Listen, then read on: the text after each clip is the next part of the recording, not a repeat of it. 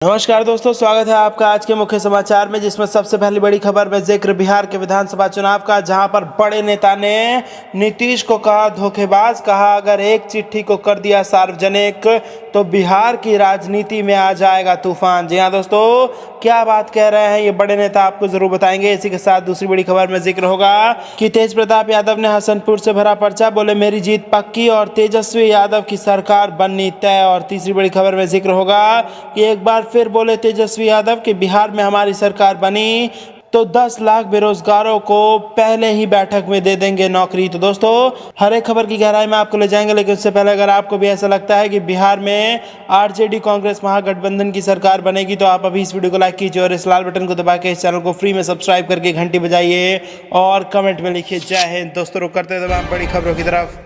राम जतन सिन्हा बोले नीतीश हैं धोखेबाज, एक चिट्ठी किया सार्वजनिक तो बिहार की राजनीति में आ जाएगा तूफान। जी हां दोस्तों, टिकट नहीं मिलने और नीतीश कुमार के रवैये से नाराज रामजतन सिन्हा ने नीतीश कुमार के खिलाफ मोर्चा खोल दिया है। सिन्हा ने कहा कि नीतीश कुमार की विदाई की बेला आ गई है। नीतीश ने मुझे धोखा दिया है, लेकिन एक चिट्ठी सार्वजनिक किया तो नीतीश कहीं के नहीं रहेंगे। बिहार की राजनीति में तूफान आ जाएगा, वह चुनावी मैदान छोड़ भूमिगत हो जाएंगे। वह कौन सी चिट्ठी है, उसके बारे में सिन्हा ने कुछ नहीं बताया। सिन्हा ने जेडीयू से इस्तीफा दे दिया है। नीतीश को मैंने बनाया सीएम। रामजतन सिन्हा ने कहा कि बिहार में देखने में स्थिति तो सामान्य है, लेकिन बिहार में सीएम नीतीश कुमार की विदाई की बेला है। 12 फरवरी 2019 को जेडीयू में शामिल हुआ था। जेडीयू में आने का कारण था कि लालू प्रसाद के दबाव के कारण मुझे टिकट नहीं दिया जा रहा था। कांग्रेस से मुझे चुनाव से वंचित रहना पड़ा। सिन्हा ने कहा कि रामविलास पासवान जब बेहोशी के हालात में थे तो नीतीश कुमार ने कहा था कि 2 सीट रहने पर वह रामविलास पासवान को राज्यसभा भेजा था। वह एनडीए के मंत्री थे। एनडीए ने फैसला लिया था। टिकट बंटवारे के दौरान ही 6 लोकसभा और 1 राज्यसभा पर बात बनी थी। 2000 नीतीश को मैंने ही सीएम बनवाया।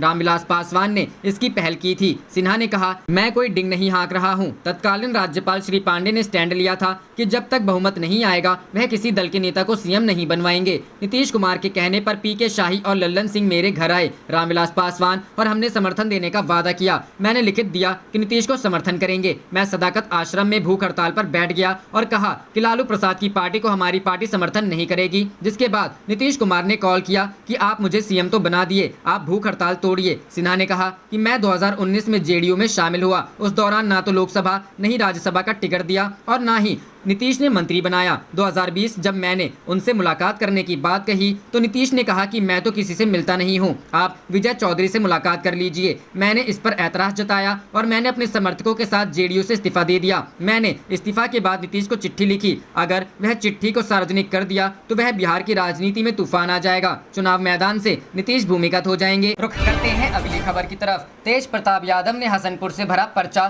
बोले मेरी जीत पक्की है, तेजस्वी सरकार तय। जी हां दोस्तों, बिहार चुनाव के दूसरे चरण के मतदान के लिए नामांकन की प्रक्रिया अब तेज हो गई है। दूसरे चरण के लिए मंगलवार को बिहार के पथ निर्माण मंत्री नंदकिशोर यादव ने पटना साहिब से, जबकि पूर्व स्वास्थ्य मंत्री और राजद के तेज प्रताप यादव ने समस्तीपुर जिले के हसनपुर से नामांकन का पर्चा दाखिल किया। मंत्री नंदकिशोर पटना साहिब से 7वीं बार एनडीए प्रत्याशी के रूप में नामांकन का पर्चा दाखिल किया। पर्चा दाखिल करने के बाद उन्होंने कहा कि पटना साहिब से वे 7वीं बार नामांकन का पर्चा दाखिल कर रहे हैं। उन्होंने कहा मेरे लिए पटना साहिब सिर्फ एक विधानसभा क्षेत्र का नाम नहीं, अपितु यह मेरा घर है। इस क्षेत्र के सभी लोग मेरे परिवार के लोग हैं। इनके सुख दुख में साथ रहना मेरा पारिवारिक और नैतिक दायित्व है। तेज प्रताप के साथ भाई तेजस्वी यादव भी थे। इधर तेज प्रताप यादव भी हसनपुर से नामांकन का पर्चा दाखिल किया। उनके साथ राजद के नेता और उनके भाई तेजस्वी यादव भी थे। तेज प्रताप यादव के नामांकन दाखिल करने के बाद तेजस्वी यादव ने कहा कि हमें हसनपुर की जनता पर पूरा विश्वास है कि भारी मतों से इनको जीत मिलेगी और हम सरकार बनाने जा रहे हैं। उन्होंने कहा कि सरकार बनी तो पहली कैबिनेट की बैठक में सरकार 10 लाख बेरोजगार नौजवानों को रोजगार और स्थायी सरकारी नौकरी देंगी। इधर तेज प्रताप ने भी कहा कि हसनपुर की जनता उनके साथ है और उनकी जीत पक्की है। उन्होंने अपने अंदाज में कहा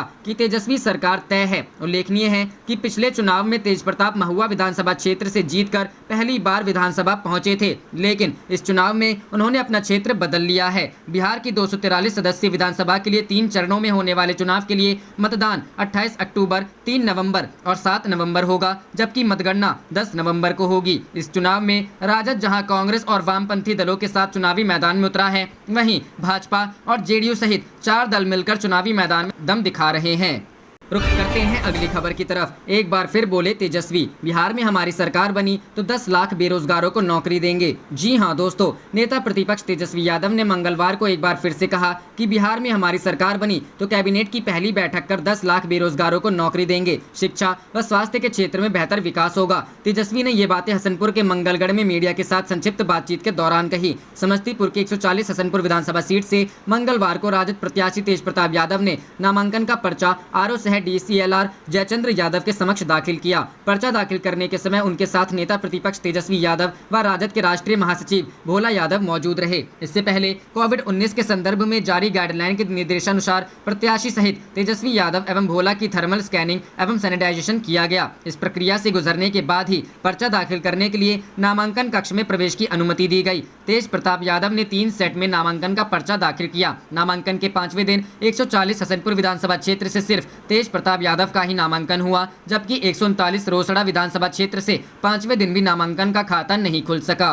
रुख करते हैं अगली खबर की तरफ। सीता जी के धरती पर कोरोना न हुई, कोविड नियमों की धज्जियां उड़ाने वाले बीजेपी प्रत्याशी का अजीबोगरीब दावा, मूक दर्शक बना प्रशासन। जी हां दोस्तों, कोरोना सटट नहीं खे, अहम सीता जी समाइल बाड़ी, वाल्मीकि के तपोभूमि बा, केहू के कोरोना न हुई। बेतिया में कल नामांकन के दौरान कोरोना प्रोटोकॉल की धज्जियां उड़ाकर जनसभा करने वाले बीजेपी विधायक ने खुले मंच से कुछ ऐसे ही भाषण दिया। बीजेपी के प्रदेश अध्यक्ष संजय जायसवाल, पूर्व केंद्रीय मंत्री राधा मोहन सिंह की मौजूदगी में बेतिया के रमना मैदान में सोमवार को हुई जनसभा में कोरोना से संबंधित नियमों का मखौल उड़ा दिया गया। बीजेपी के उम्मीदवारों के नामांकन के मौके पर यह जनसभा रखी गई थी। बात सत्ताधारी पार्टी की थी, लिहाजा जिला प्रशासन को कोविड से संबंधित कानूनों की याद तक नहीं आई। हद देखिए, इस बेलगाम सभा में लौरिया से बीजेपी के विधायक और भोजपुरी गायक विनय बिहारी सीता मैया और महर्षि वाल्मीकि की कृपा से कोरोना के भाग जाने का दावा करते रहे। सभा में उन्होंने कहा कि पश्चिम चंपारण की धरती में सीता जी समाई हुई हैं, यहाँ कोरोना हो ही नहीं सकता। बेतिया से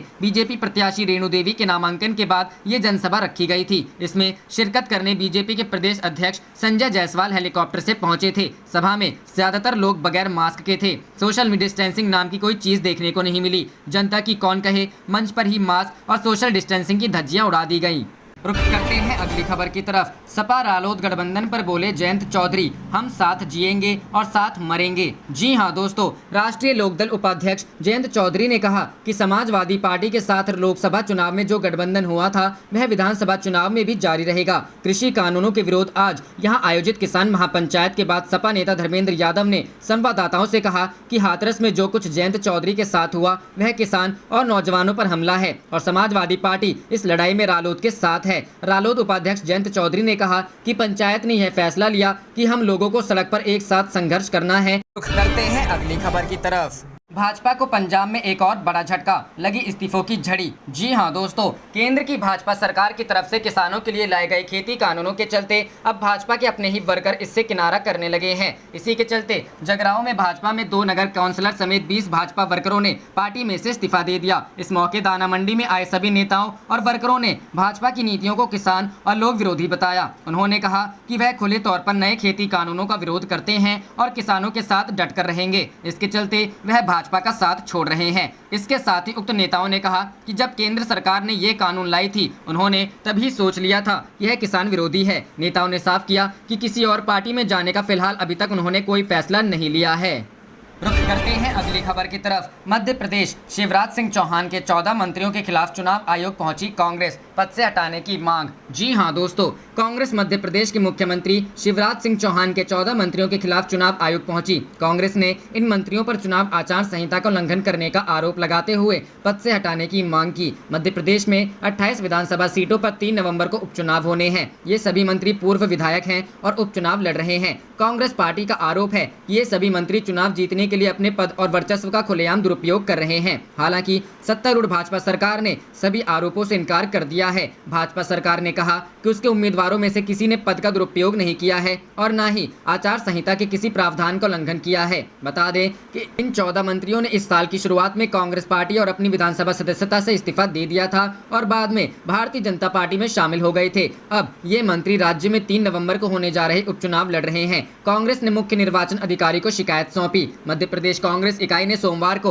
इन मंत्रियों के खिलाफ राज्य के मुख्य निर्वाचन अधिकारी को शिकायत सौंपी। कांग्रेस प्रवक्ता नरेंद्र सलूजा ने आरोप लगाया, शिवराज सिंह चौहान के ये मंत्री मतदाताओं को लुभाने के लिए अपने पदों का दुरुपयोग कर रहे हैं, झूठी योजनाओं की घोषणा कर रहे हैं, अपने रसूख का इस्तेमाल कर झूठी नींव रखने वाले समारोह कर रहे हैं। ये मंत्री आदर्श आचार संहिता का उल्लंघन कर रहे हैं। उन्होंने कहा कि इन मंत्रियों के विभागों में अधिकारी सत्तारूढ़ भाजपा के दबाव में काम कर रहे हैं ताकि पार्टी के लिए प्रचार किया जा सके। सलूजा ने मांग की कि इन मंत्रियों को स्वतंत्र और निष्पक्ष उपचुनाव के लिए तत्काल प्रभाव से अपने पद से इस्तीफा देना चाहिए। मध्य प्रदेश के भाजपा प्रवक्ता पंकज चतुर्वेदी ने सभी आरोपों को निराधार बताते हुए खारिज कर दिया। उन्होंने कहा कि इस तरह के आरोप लगाना मानसिक रूप से परेशान करना है। अब ये मंत्री जनता की अदालत में हैं, जनता को उनकी कीमत का फैसला करने दें। रुक करते हैं अगली खबर की तरफ। महाराष्ट्र में धार्मिक स्थलों के मुद्दे पर बवाल, राउत बोले संविधान को मानने को तैयार नहीं राज्यपाल। जी हां दोस्तों, महाराष्ट्र में धार्मिक स्थलों को खोले जाने को लेकर घमासान मचा हुआ है। वहीं इस संबंध में राज्यपाल भगत सिंह कोश्यारी द्वारा मुख्यमंत्री उद्धव ठाकरे को लिखी गई चिट्ठी पर सियासत शुरू हो गई है। धार्मिक स्थलों को खोले जाने के मामले में मुख्यमंत्री और राज्यपाल आमने सामने आ खड़े हुए हैं। अब इस शिवसेना सांसद संजय राउत की प्रतिक्रिया सामने आई है। संजय राउत ने कहा, महाराष्ट्र सरकार संविधान में लिखे गए सेकुलर शब्द के वास्तविक अर्थ को ध्यान में रखते हुए कोरोना वायरस की गंभीर स्थिति को लेकर फैसले ले रही है। ऐसे में राज्यपाल द्वारा लिखी गई चिट्ठी साबित करती है कि वे भारत के संविधान का पालन करने के लिए तैयार नहीं है। दरअसल राज्यपाल भगत सिंह कोश्यारी ने मुख्यमंत्री उद्धव ठाकरे को चिट्ठी लिखते हुए कहा कि 1 जून से आपने मिशन फिर से शुरू करने की घोषणा की थी, लेकिन 4 महीने बाद भी पूजा स्थल नहीं खोले जा सके हैं। सीएम उद्धव से सवाल करते हुए उन्होंने लिखा, यह विडंबना है कि एक तरफ सरकार ने बार और रेस्टोरेंट खोले हैं, लेकिन दूसरी तरफ देवी और देवताओं के स्थल को नहीं खोला गया है। आप हिंदुत्व के मजबूत पक्षधर रहे हैं। आपने भगवान राम के लिए सार्वजनिक रूप से अपनी भक्ति व्यक्त की। राज्यपाल की चिट्ठी का जवाब देते हुए मुख्यमंत्री उद्धव ने कहा, मुझे आपसे हिंदुत्व पर सर्टिफिकेट लेने की जरूरत नहीं है। उन्होंने कहा, जैसा कि अचानक से लॉकडाउन को लागू करना सही नहीं था, ठीक उसी तरह से फिर एक बार में इसे पूरी तरह से रद्द करना भी ठीक नहीं होगा। राज्य में कोरोना वायरस संबंधी हालात की पूरी समीक्षा के बाद धार्मिक स्थलों को पुनः खोलने का फैसला किया जाएगा। करते हैं अगली खबर की तरफ। महाराष्ट्र राज्यपाल के सेकुलर वाले बयान के विरोध में शरद पवार ने पीएम को लिखी चिट्ठी। जी हां दोस्तों, महाराष्ट्र के राज्यपाल भगत सिंह कोश्यारी ने सीएम उद्धव ठाकरे को चिट्ठी लिखकर राज्य में कोरोना के कारण बंद पड़े धर्मस्थलों को खुलवाने का अनुरोध किया है। राज्यपाल ने इस चिट्ठी में तंज कसते हुए पूछा कि क्या उद्धव को ईश्वर की ओर से कोई चेतावनी मिला है कि वह धर्मस्थलों को दोबारा खोले जाने को टालते रहे या फिर वह सेकुलर हो गए हैं। राज्यपाल के इस बयान को लेकर राजनीतिक गलियारे में हलचल देखने को मिल रही है। एनसीपी प्रमुख शरद पवार ने राज्यपाल के बयान को लेकर प्रधानमंत्री को चिट्ठी लिखी है, लेकिन एक संवैधानिक पद पर बैठे व्यक्ति को अपनी भाषा में शब्दों के चयन पर ध्यान देना चाहिए। उन्होंने आगे कहा, राज्यपाल ने पत्र के जरिए अपनी भावनाओं को जाहिर किया, इसके लिए मैं खुश हूं। फिर भी एक संवैधानिक पद पर बैठे व्यक्ति को अपने पत्र में इस तरह की भाषा का इस्तेमाल नहीं करना चाहिए। संविधान में है सेकुलर शब्द। शरद पवार ने आगे लिखा कि मुझे यकीन है कि प्रधानमंत्री ने भी राज्यपाल के पत्र की भाषा पर गौर किया होगा। जिस सेकुलर शब्द को राज्यपाल ने तंज के रूप में इस्तेमाल किया है वह हमारे संविधान की प्रस्तावना में भी है। राज्यपाल ने जो पत्र मुख्यमंत्री को लिखा है उसकी भाषा किसी राजनीतिक दल के नेता की तरह है। पवार ने आगे कहा कि मेरा मानना है कि भारतीय लोकतंत्र में राज्यपाल और मुख्यमंत्री को आपस में अपने विचारों को खोलकर कहना चाहिए, लेकिन यह ध्यान रखना चाहिए कि संविधान की मर्यादा का उल्लंघन ना हो। बीजेपी कार्यकर्ता पहुंचे सिद्धिविनायक। मंगलवार को सैकड़ों की संख्या में बीजेपी कार्यकर्ता सिद्धिविनायक मंदिर के बाहर पहुंचे और मंदिर खुलवाने के लिए सरकार के खिलाफ प्रदर्शन किया। कार्यकर्ताओं का कहना था कि महाराष्ट्र सरकार श्रद्धालुओं के लिए मंदिर नहीं खोल रही, जबकि अन्य सभी सेवाएं खुली हैं। करते हैं अगली खबर की तरफ। वित्त मंत्री के नए पैकेज पर चिदंबरम का तंज, बोले खोदा पहाड़ निकली चूहिया। जी हां दोस्तों, बीते सोमवार को वित्त मंत्री निर्मला सीतारमण ने राज्यों को 12,000 करोड़ रुपए के ब्याज मुक्त कर्ज देने समेत कई बड़े ऐलान किए थे। इस पर कांग्रेस के सीनियर लीडर और पूर्व वित्त मंत्री पी चिदंबरम की प्रतिक्रिया आई है। पी चिदंबरम ने कहा है कि सरकार ने अपने 20 लाख करोड़ रुपए के तथाकथित आर्थिक पैकेज की विफलता को स्वीकार कर लिया है। उन्होंने यह दावा भी किया कि निर्मला सीतारमण की घोषणाएं कोई प्रोत्साहन पैकेज नहीं बल्कि आंकड़ों को बढ़ा चढ़ाकर पेश करते हुए लोगों को चौंकाने एवं तसल्ली देने की कोशिश भर है। खोदा पहाड़ निकली चूहिया, पी चिदंबरम ने कहा। तथा कथित प्रोत्साहन पैकेज के बारे में वित्त मंत्री के बयान को ध्यान से पढ़ने के बाद मुझे हिंदी की कहावत खोदा पहाड़ निकली चूहिया याद आ गई। पूर्व वित्त मंत्री ने दावा किया, यह इस बात का ठोस कबूलनामा है कि 20 लाख करोड़ रुपए का तथा कथित आर्थिक पैकेज बहुत बड़ी विफलता थी। यह विफलता क्योंकि यह धोखा था। सरकारी कर्मचारियों को EMI। चिदंबरम के मुताबिक सरकार ने सरकारी कर्मचारियों को 10,000 रुपए की अग्रिम राशि देने की घोषणा की है,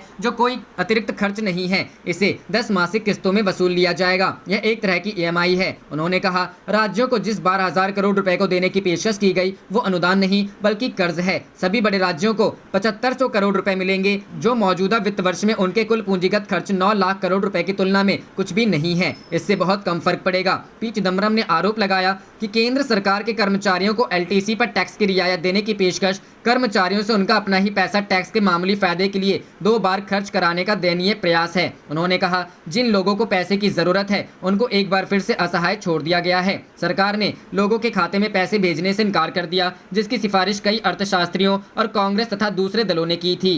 करते हैं अगली खबर की तरफ।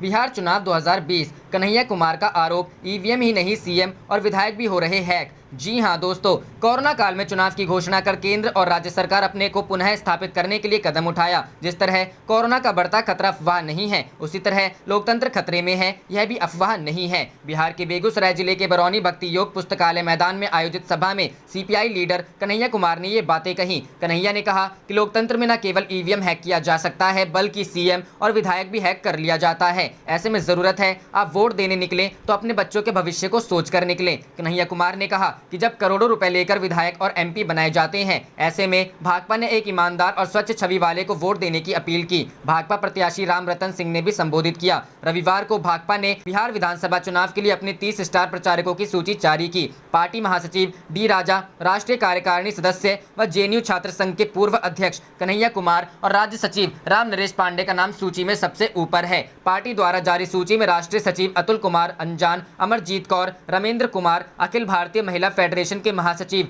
एनी राजा, पूर्व सांसद शत्रुघ्न प्रसाद सिंह, पूर्व विधान पार्षद उषा सहनी, राज्य सचिव मंडल सदस्य M जब्बार आलम, राजेंद्र प्रसाद सिंह, राम बाबू कुमार और ओम प्रकाश नारायण को स्टार प्रचारक बनाया गया है। बता दें कि भारतीय कम्युनिस्ट पार्टी की ओर से जारी बयान में कहा गया था कि पार्टी की राष्ट्रीय कार्यकारिणी के सदस्य कन्हैया कुमार महागठबंधन के चुनावी अभियान में शरीक होंगे। इस घोषणा के बाद साफ हो गया है कि राजद नेता तेजस्वी यादव और कन्हैया कुमार एक मंच पर साथ दिख सकते हैं। गौरतलब है कि लोकसभा चुनाव में राजद का CPI से गठबंधन नहीं हुआ था। बेगूसराय में कन्हैया कुमार के खिलाफ राजद के उम्मीदवार भी मैदान में थे। रुक करते हैं अगली खबर की तरफ। तेज प्रताप के नामांकन के लिए जाने से पहले तेजस्वी ने नीतीश पर बोला हमला, हर मोर्चे पर बताया फेल। जी हां दोस्तों, तेजस्वी यादव अपने बड़े भाई तेज प्रताप यादव के नामांकन में शामिल होने के लिए पटना से हसनपुर के लिए रवाना हुए। इसके साथ ही नेता प्रतिपक्ष तेजस्वी यादव अपने चुनावी कैंपेन की शुरुआत भी आज से कर रहे हैं। हसनपुर जाने से पहले तेजस्वी यादव ने पत्रकारों से बात करते हुए CM नीतीश कुमार पर जोरदार हमला बोला। तेजस्वी यादव ने कहा कि नीतीश कुमार की बातों पर हंसी आती है। 15 साल में उन्होंने क्या काम किया है, इस मुद्दे पर बात करने की बजाय वो झूठा आरोप लगा रहे हैं। तेजस्वी यादव ने कहा कि बिहार में नौजवान नौकरी के लिए लाठी खाता हो, नीतीश जी को हंसी आती है। 10 सर्कुलर स्थित आवास से निकलते हुए तेजस्वी यादव ने सवाल करते हुए पूछा कि CM नीतीश कुमार ने 15 साल की सरकार में क्या किया, वह अपने कामों को क्यों नहीं बताते। तेजस्वी यादव ने बक्सर कांड पर अपनी प्रतिक्रिया देते हुए कहा यह जघन्य अपराध है। उन्होंने कहा नीतीश कुमार हर मोर्चे पर फेल साबित हुए हैं, चाहे मुजफ्फरपुर का मामला हो या फिर गोपालगंज से JDU विधायक अमरेंद्र पांडे की बात हो या फिर भाजपा नेता और भारत सरकार के मंत्री अश्विनी चौबे के बेटे का मामला। उन्होंने कहा बिहार में अपराध बढ़ता ही जा रहा है और CM के पास बताने को कोई मुद्दा नहीं है। रुक करते हैं अगली खबर की तरफ। बिहार चुनाव में खप रही है यूपी के रास्ते लाई जा रही हरियाणा की अवैध शराब। जी हां दोस्तों, केंद्रीय चुनाव आयोग ने बिहार में हो रहे विधानसभा चुनाव में उत्तर प्रदेश के सीमावर्ती जिलों से शराब लाकर मतदाताओं को रिझाए जाने की बढ़ती शिकायतों पर नाराजगी जताई है। आयोग की इस नाराजगी का संज्ञान लेते हुए प्रदेश के मुख्य सचिव राजेंद्र कुमार तिवारी ने बिहार से सटे प्रदेश के सीमावर्ती जिलों में शराब बनाने और अवैध तरीके से उसे बेचने वाले तत्वों की कड़ी निगरानी के आदेश जारी किए हैं। बिहार में पूर्ण शराबबंदी है और उस राज्य में शराब पड़ोसी राज्यों खासतौर पर उत्तर प्रदेश से ही बड़े पैमाने पर तस्करी कर लाई जाती है। सोमवार को जारी एक शासनादेश के जरिए मुख्य सचिव ने बिहार से सटे जिलों के जिलाधिकारियों के साथ ही हरियाणा से लगे जिलों के DM को भी निर्देश दिए हैं। इसमें कहा गया है कि चुनाव आयोग ने बिहार में पकड़ी जाने वाली अवैध शराब की जिम्मेदारी तय करते हुए कड़ी नाराजगी जताई है। आयोग के संज्ञान में लाया गया है कि बिहार में यूपी के रास्ते हरियाणा से तस्करी कर बड़े पैमाने पर शराब लाई जा रही है। आयोग के निर्देश पर बिहार में ऐसे कई मामले पकड़े भी गए हैं। मुख्य सचिव ने सहारनपुर, शामली, बागपत, गौतम बुद्ध नगर, अलीगढ़ और मथुरा जिलों को चिन्हित करते हुए कहा है कि ये वह जिले हैं जहां से बिहार को हरियाणा में बनी अवैध शराब पहुंचाने की सबसे अधिक आशंका है। उन्होंने सोनभद्र, चंदौली, गाजीपुर, बलिया, देवरिया, कुशीनगर, महाराजगंज जिलों की बाहर से लगी हुई सीमा से भी शराब की तस्करी होने की संभावना जताई है। उन्होंने इन सभी जिलों के डीएम को समुचित चौकसी बरते जाने के निर्देश दिए हैं। रुख करते हैं अगली खबर की तरफ। जनसंपर्क अभियान के दौरान बीजेपी विधायक का जनता ने किया विरोध, 5 साल के काम का मांगा हिसाब। जी हां दोस्तों, बिहार विधानसभा चुनाव के मद्देनजर जनप्रतिनिधि इन दिनों जनसंपर्क अभियान में लगे हुए हैं। हालांकि इस दौरान उन्हें जनता के आक्रोश का सामना करना पड़ रहा है। ताज़ा मामला बगहा के रामनगर के दोकरहा पंचायत के नौगवां का है, जहां जनसंपर्क अभियान करने पहुंची रामनगर के बीजेपी विधायक भागीरथी देवी को क्षेत्र की जनता के आक्रोश का सामना करना पड़ा। आप देख रहे थे आपका अपना चैनल जय हिंद, जय भारत।